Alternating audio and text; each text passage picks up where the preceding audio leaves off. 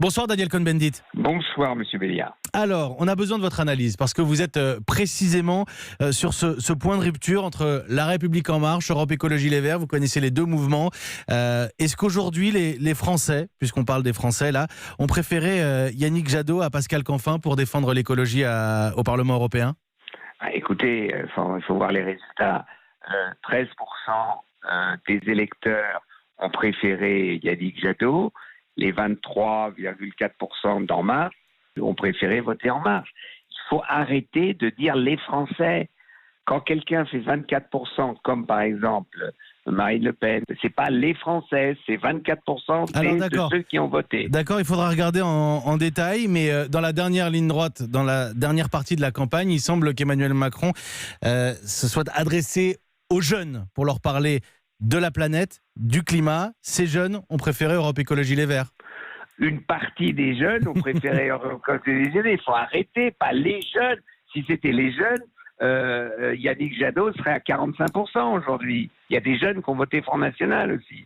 Alors, je vais vous poser la question autrement, Daniel Cohn-Bendit, et vous êtes bien placé pour le savoir. Les élus Europe Écologie Les Verts ont dit d'eux qu'au Parlement européen, ils bossent sur des sujets, ils se battent pied à pied avec peut-être une forme de radicalité, mais parfois une forme d'efficacité. Aujourd'hui, si on pose le climat comme un nouvel élément clé de géopolitique, de tectonique des plaques dans le monde politique, il semble que La République En Marche ne soit pas jugée si crédible que cela sur les questions environnementales. Écoutez, arrêtez. Le groupe des Verts européens fera 70 députés. C'est pas 70 députés qui vont gagner une majorité. Donc, les Verts européens auront besoin d'alliés, par exemple, La République En Marche dans ce groupe libéral complètement transformé, et d'autres alliés. Si demain vous voulez radicaliser dans le bon sens la politique climatique en Europe, vous avez besoin d'une majorité qui veulent cela, que les Verts, même s'ils ont fait un très bon score en Allemagne, etc., ne représentent pas tout seuls. Regardez les Verts allemands, quand ils ont un résultat électoral, après ils regardent les résultats, puis s'ils le font, ils font une coalition avec la droite, d'autres avec la gauche. Parce que même s'ils sont très forts, même s'ils sont 25%, ils ne sont pas seuls. Donc je trouve formidable ce qu'a fait Yannick Jadot. Mais je dis qu'ils se retrouveront tous du même côté de la barricade quand il y aura des sujets de transition écologique et de transition énergétique. C'est tout.